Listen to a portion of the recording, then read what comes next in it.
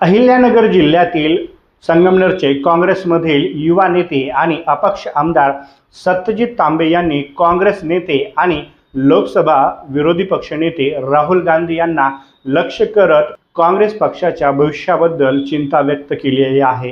काँग्रेस हा देशातील विचार आहे, तो कधीही संपणार नाही असं आमदार सत्यजित तांबे यांनी म्हटलं आहे। तसंच राहुल गांधी हे काँग्रेस नेत्यांना देखील सहजासहजी उपलब्ध होत नाहीत, ॲक्सेसिबल नाहीत असं एका मुलाखतीमध्ये तांबे यांनी म्हटलेलं आहे। तसंच काँग्रेसच्या NSUI या संघटनेचे काम आज कुठेच दिसत नाही। या संघटनेचे अध्यक्ष देखील 15 वर्षांपासून बदलला गेलेला नाही। त्यामुळे तांबे यांनी काँग्रेसच्या कार्यपद्धतीवर आणि थेटपणे विरोधी पक्षनेते राहुल गांधी यांच्या नेतृत्वावरच टीका केली असल्याचं म्हटलं जात आहे। त्यामुळे राज्यातील काँग्रेस नेत्यांकडून सत्यजित तांबेंना प्रत्युत्तर दिलं जात आहे। माजी मंत्री यशोमती ठाकूर, NSUIचे अध्यक्ष अमीर शेख यांनी राहुल गांधींबद्दल केलेल्या वक्तव्यावरून तांबेंना सवाल करत प्रत्युत्तर देखील दिलेलं आहे। तसंच असं बोलल्यामागे आपले मामा म्हणजेच काँग्रेस पक्षाचे ज्येष्ठ नेते आणि माजी मंत्री बाळासाहेब थोरात यांना देखील या माध्यमातून काही सुचवायचे आहे का, असे देखील राजकीय वर्तुळात चर्चिले जात आहे।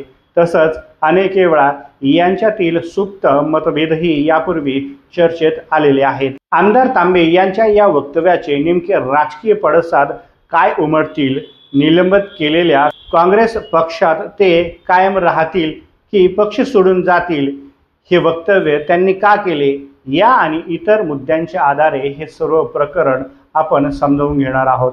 नमस्कार, मी सुनील कोल्हे पाटील आणि आपण पाहताय सह्याद्री एक्सप्रेस। खासदार राहुल गांधी हे काँग्रेसचे सर्वोच्च नेते आहेत। त्यांनी काँग्रेसचे राष्ट्रीय अध्यक्ष म्हणून देखील काम पाहिलेलं आहे। आज ते काँग्रेसचे लोकसभेचे विरोधी पक्षनेते देखील आहेत।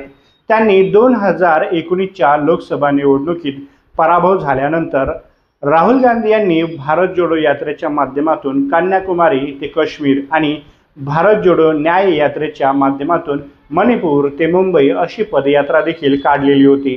याचा फायदा त्यांना कर्नाटक, तेलंगणा आणि हिमाचल प्रदेश या राज्यांतील विधानसभा निवडणुकीत झाला असल्याचं आपण पाहिलेलं आहे। याशिवाय 2024च्या निवडणुकीत त्यांचे 99 खासदार निवडून आलेले आहेत।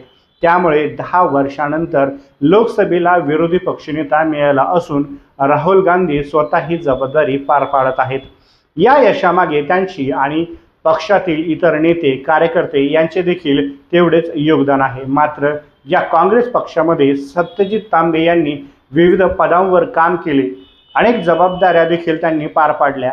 आज त्याच पक्षाच्या नेत्यांविषयी आणि काँग्रेस पक्षाच्या कार्यपद्धतीविषयी ते जे बोलले आहेत त्याची खरंच गरज होती का, असा सवाल देखील या निमित्ताने उपस्थित केला जात आहे।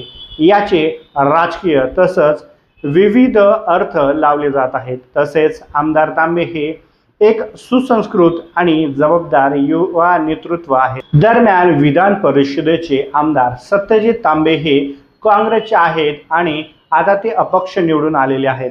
त्यामुळे सत्यजित तांबे यांनी पंतप्रधान नरेंद्र मोदी यांना फोन लावावा, अन्यथा राज्यातील कुणीही मोदींना फोन करावा।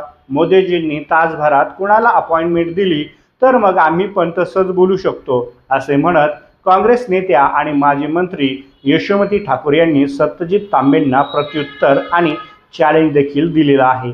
विरोधी पक्षनेते आणि काँग्रेसचे नेते राहुल गांधी हे सर्वसामान्यांमध्ये कायम मिसळत असतात, भेट देखील देत असतात। प्रत्येक पक्षाचा आपापला असा प्रोटोकॉल असतो, तो प्रोटोकॉल फॉलो केला जातो। राहुल गांधी सर्वसामान्यांना कायम भेटतात, बोलतात आणि समन्वय देखील नेहमी साधत असतात। ज्यांनी पक्ष सोडायचा विचार केला, अलिप्त राहण्याचा विचार केला, त्यांना पक्षावर बोलण्याचा काहीच अधिकार नाही, असं म्हणत सत्यजित तांबे यांचा यशोमती ठाकूर यांनी खमंग असा समाचार घेतल्याचं म्हटलं जात आहे।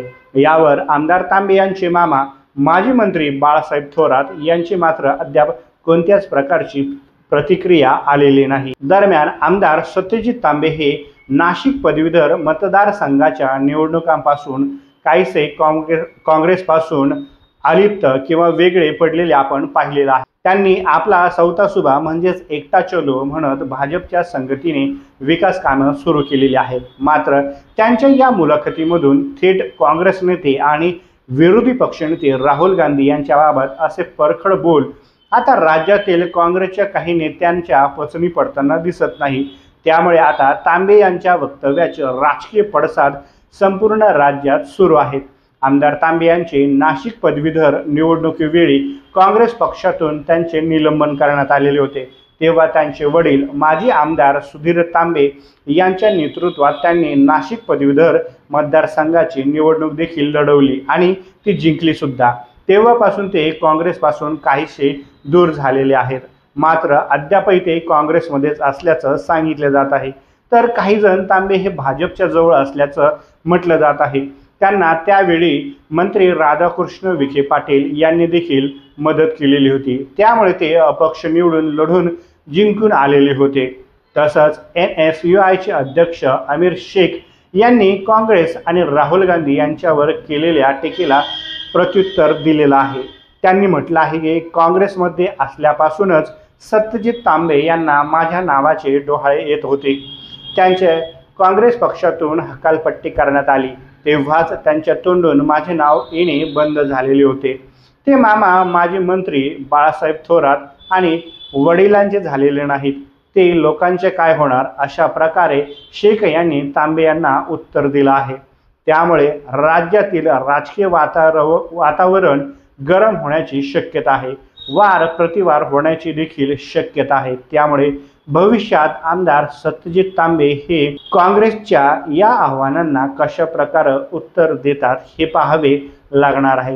तसंच काँग्रेस पक्षातून निलंबित करण्यात आल्याने ते पुन्हा काँग्रेस पक्षात राहणार की नव्या पक्षात कुठल्या तरी एखाद्या नव्या पक्षात प्रवेश करणार, असा प्रश्न देखील आता उपस्थित केला जात आहे।